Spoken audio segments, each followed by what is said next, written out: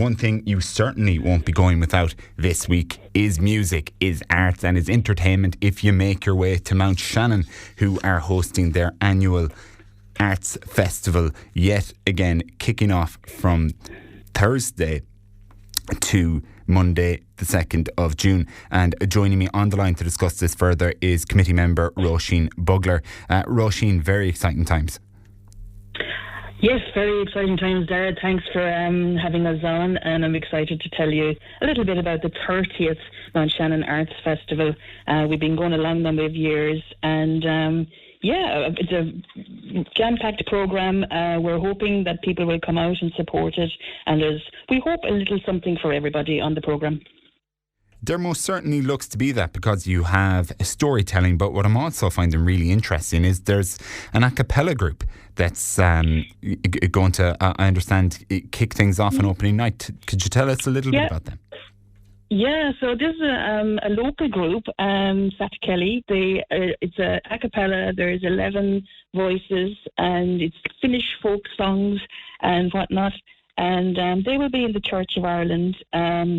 The opening night is tonight at 8 p.m. Now, we would urge and encourage people to book, because they are followed by Andreas de Stack, and we'll try to make everything as accessible as possible from a financial point of view. Everybody is watching their purse strings.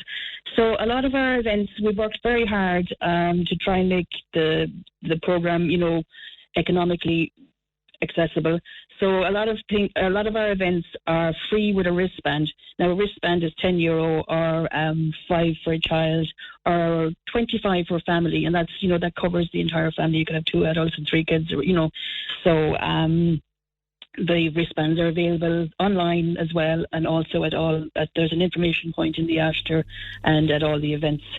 So, and actually, before we kick off with that, we have today happens to be Poetry Day Ireland. Wow.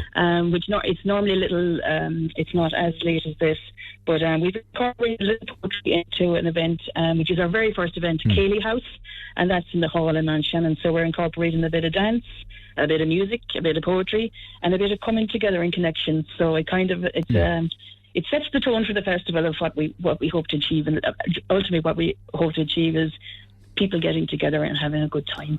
I liked what you mentioned earlier about having something for everyone. And look, typically when we hear festival, you just think music and you think dance.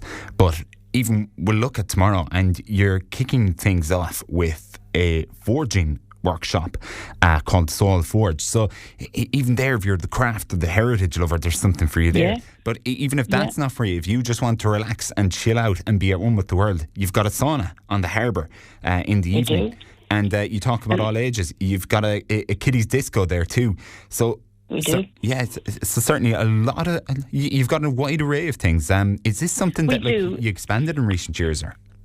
We probably have. We have a very good committee and people with areas of expertise, and it all feeds into. Plus, of course, I should say that Mountshannon is the ideal location. We're right on the lake shore. It's a beautiful location. It lends itself very well. We have a beautiful Ashter Park, which was developed around about the time that the festival started, about 30 years ago, and that's kind of the centre hub of all the activities, a lot of the activities that will be taking place over the weekend. So we have a new stretch tent there. That's the kind of main stage. But then from the Ashter, you can easily access down to the harbour, where we'll have kayaking, as you say, the sauna is down there. And even there is little spaces and nooks and crannies where, there's so much happening, even just to sit and relax and take it all in and plan your next event. There's lots of little hidey places that you can find in Mountshannon. I'd imagine for something like this as well, the food and drink offering is going to step up a gear too. It will. Now, we have some lovely restaurants in the village. We have the River Run, and then the Snug, that's my brew. Our Berry Tree Cafe, unfortunately, is closed at the moment, but we wish Cleena well and hope to see her back in action very soon. And then we have a lot of pop-up food and drink options. Like the main hub, as I say, is the Ashter. So that's all set up. It's a real festival atmosphere, lots of hustle and bustle and stalls and delicious aromas and smells and scents. And it's a real hive of activity and a real nice festival atmosphere. You've got the pop-up Gaeltacht as well, which is fantastic. And I'm from Clarecastle myself. We've rolled out a couple of pop-up Gaeltachts over the last number of years for various different initiatives. They're brilliant. They're really successful. They're fantastic. Yeah. And the thing about it is, I did Irish in school, and then I suppose you kind of lose your confidence maybe a little in Irish. But there's a core gang that always show up, to these pop-up Gaeltachts, and I kind of would try my cúpla focal, and it's very, they make it engaging in a way that don't make you feel like you can use what you have and try and get out more. It's a really nice way, a gentle way to ease back into the Irish if you've lost a little Irish, but. Yeah, it's quite nice. Yeah, and of course, this is it's going on all weekend, is it? It's going right up until the Bank Holiday Monday. And even sometimes when you're Bank Holiday Monday can be on a decline or a slow. You might be looking for something to do, but we have lots still going on the Monday. We have a lovely area just outside of Mountshannon, Wood Park, so that's a forested area. So we're in the every year we kind of refurb up the nature houses and make homes for gnomes, and there's activities there in the woods. And then if you come back over to the Astor Park, there's still some artists who will be displaying their works. Aileen Dunn is a local ceramicist, and she's going to give a raku demonstration. Mel is our chairperson, she'll be there, and also Kevin Bohan. And Kevin Bohan, he's into street art and murals, and that was one of our kind of main projects this year, Words in Flight it's called. So Kevin Bohan, who's a mural artist, and Go Hart, who's a spoken word performer, met with the students of Scarf Community College. They worked together, workshopped, and this weekend there'll be a culmination of that workshop and the students' work. There'll be a live painting of a mural. The blank canvas is there. It's ready to rock and roll. That'll be on.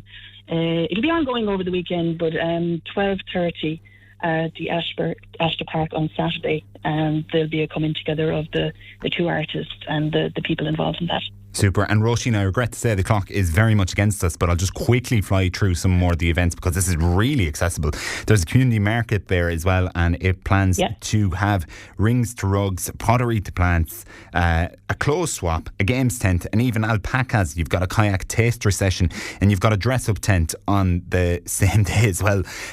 So you've even got a dance workshop too. So look, we do, and a drum and dance, and there's loads going on. I suppose just to guide people, we've been trying to leave the brochures into as many places as possible, and mountsshannonarts.ie is where you'll find the programme and how to buy the wristbands and how to buy raffle tickets.